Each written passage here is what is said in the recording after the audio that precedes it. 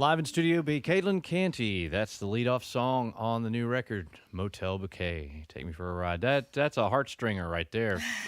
Well, for Thank this you. old man it was. And All I right. and I was standing here thinking, I got to ask her what the inspiration for that is. That like a real life kind of? I'm not going to pry into your personal business, but just a little something for the Well, inspiration of that cool. song. I'm glad it feels true. I guess that's how songs sting me, when they feel like that must be based on facts. It just sounded And- like it to me. Well, cool. I wrote that with my friend Kristen Andreasen, our friend Kristen Andreasen, another new Nashville import. We all have separately but collectively moved down to Nashville, and it feels like a immediate community of friends.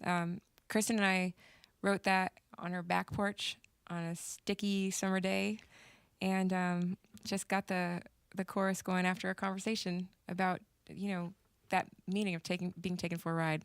Sometimes it's a good thing, sometimes it is not, and I think it's there's nothing really exciting for me to say about it. That it will be glued down to video and radio forever. Right. Well, since you mentioned fairly recently, you've changed to calling Nashville home, but you are from Vermont. I am born and raised. Born and raised in the cold country up there. That's right. But it's beautiful. It is. I'm feeling right at home. We had a show canceled but moved to our day off on Monday because of snow, because of 4 inches of snow. If I canceled, anything canceled in Vermont for 4 inches of snow, I probably never would have gone to school. Be all snow days through the summer. Snow's by the foot up there, not the inch, right? That's right.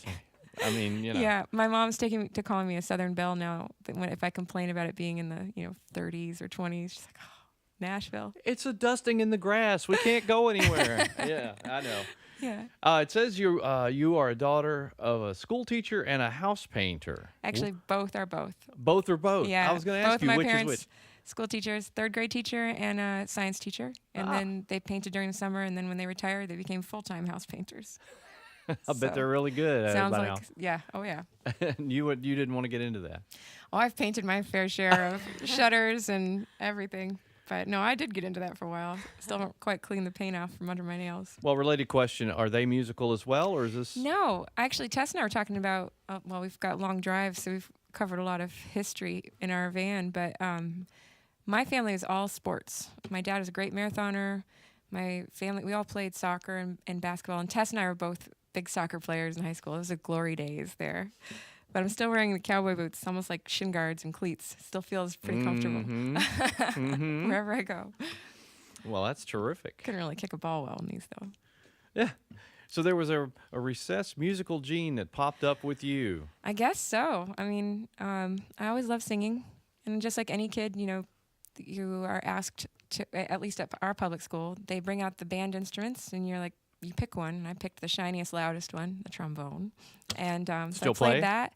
I could, I suppose, but it's kind of hard to, hold it and my guitar and sing. It's a little bit of a one-man band sort of vibe. But so I loved doing that. Always loved singing.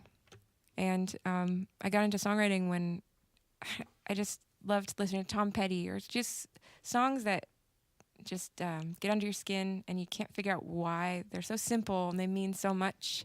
And so that, singing those songs was so fun. But I was like, maybe I could make one of those. And, starting to break them apart and figure them out was where this whole guitar singing and songwriting came together. How old were you when you learned to play guitar? 17.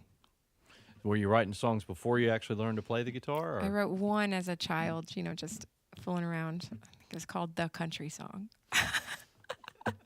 It's on the next album. Oh, yeah. Yeah, I'll make sure. Speaking of another song, let's... Oh, sure. Why not? I just got so busy talking, I didn't even remember. Oh, I could talk to you all day. Sure. Both of y'all.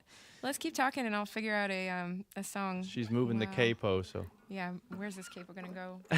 We're talking with Caitlin Canty, and Miss Tess is with her here in Studio B, and some beautiful songs. Some songs off of the new album, Motel Bouquet, and some maybe not. Yeah, you know what? It doesn't matter. They're great. Where will this dart fall? I think we were just talking about some songwriting friends of ours, and one of our friends, Mark Orelli, lives up in the snowy north, and he and I both have, I think, a big crush on the western part of this United States. I've got a song called Idaho, and I spend a lot of time out there. And he's got a song I love to sing called Wyoming Wind.